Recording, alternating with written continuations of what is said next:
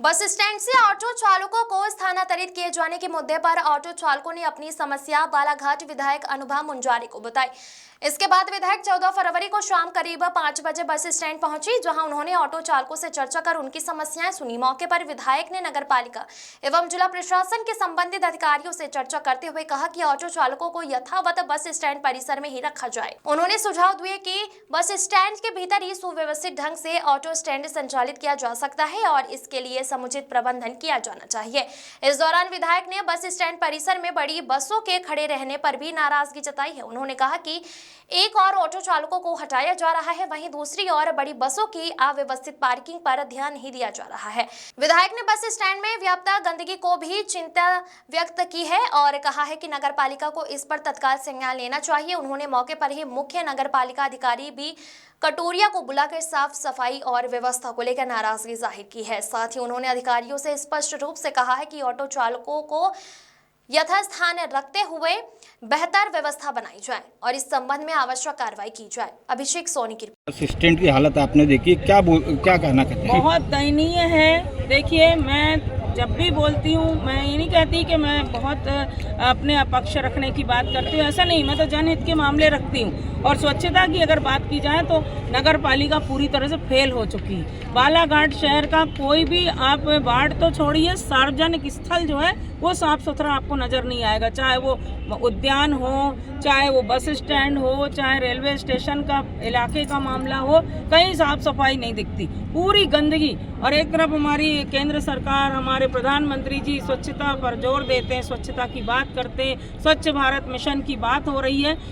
केंद्र सरकार के द्वारा, राज्य सरकार के द्वारा। तो कैसा स्वच्छ भारत का मिशन चल रहा है? ऐसा आप देखिए कितनी गंदगी व्याप्त है। अगर ये संक्रामक बीमारी का रूप ले ले तो कितना खतरा है मानव जीवन पर, इंसानी जीवन पर। तो नगर पालिका प्रशासन अपनी जिम्मेदारियों को पूरा नहीं कर रही। इनको साफ सफाई से कोई सरोकार नहीं है, शहर की व्यवस्थाओं से इनको कोई सरोकार नहीं है। बस अचानक इनको कुछ भी आ जाता है इनको फितूर दिमाग में। अब गरीब ऑटो चालकों को ही हटा दो, स्टैंड को ही हटा दो, स्टैंड ही यहाँ से हट जाना चाहिए। आप ये देखिए वो 2 बसें खड़ी हैं, एक बस 1 महीने से खड़ी और एक 8 दिन से खड़ी। इन बसों को क्यों नहीं हटाया जाता? उनके ऊपर क्यों नहीं कोई नियम लागू होता? तो मैं ये के लिए नगरपालिका और एसडीएम ने आदेश किया था, इसको लेकर मैं ये कहना चाहती हूँ आपके माध्यम से कि यहाँ पर कम से कम 12 साल पुराना ये ऑटो स्टैंड है, जो कि बस स्टैंड से के परिसर में ही ये स्थित है। और यहाँ पर हमारे जो गरीब ऑटो चालक हैं वो ऑटो यहाँ पे स्टैंड पे अपना ऑटो खड़ा करते हैं और जब बस से उतरने वाली सवारी इनके पास आती है तो ये अपनी सेवाएं उनको अपने नियम के हिसाब से देते हैं। और सभी के सब गरीबी रेखा से नीचे जीवन यापन करने वाले परिवार के भाई लोग हैं हमारे।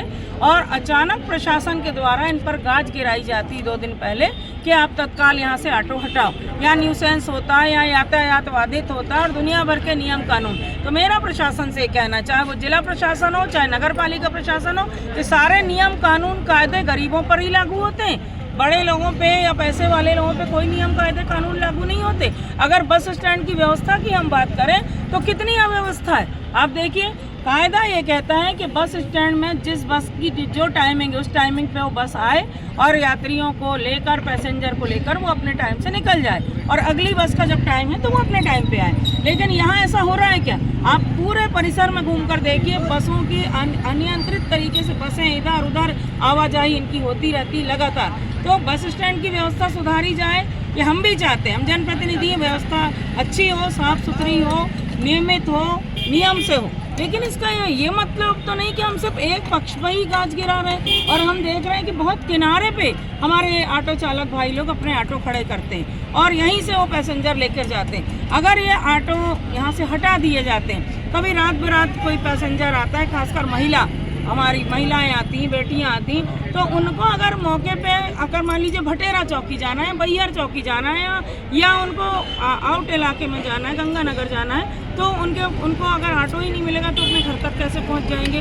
तो ये बस स्टैंड परिसर में ऑटो स्टैंड होना ये कोई गलत नहीं है, एकदम सही है और ये सही तरीके से ही लगा है। और मैं भी नगर पालिका अध्यक्ष रही हूँ, मेरा समय भी मैंने देखा है और मैंने भी नियम से काम करने का प्रयास किया है। तो मैं यहाँ इसलिए आई थी कि हमारे ऑटो चालक भाई लोग बहुत परेशान हो रहे थे 2 दिन से। मैं भी 2 दिन से बाहर क्षेत्र के दौरे में थी। आज फिर मेरी आप लोगों से भेंट हुई। उनकी पीड़ा को, उनको दर्द को मैं बांटने के लिए यहाँ पर आई हूँ। मेरा प्रशासन से कहना है कि मानवीय दृष्टिकोण का परिचय दिया जाए और ये इनका हमारा जो ऑटो स्टैंड है वो यथावत रहे और यथावत स्थिति में ही हम हमारे ऑटो चालक अपनी सेवाएं देते रहेंगे। और नगर पालिका प्रशासन की जिम्मेदारी है कि कोई भी तुगलकी आदेश जारी करने के पहले स्थानीय जनप्रतिनिधियों को विश्वास में लिया जाए। मैं जनता के आशीर्वाद से इस क्षेत्र की विधायक हूँ। मुझे कभी किसी बात पे विश्वास में नहीं लिया जाता।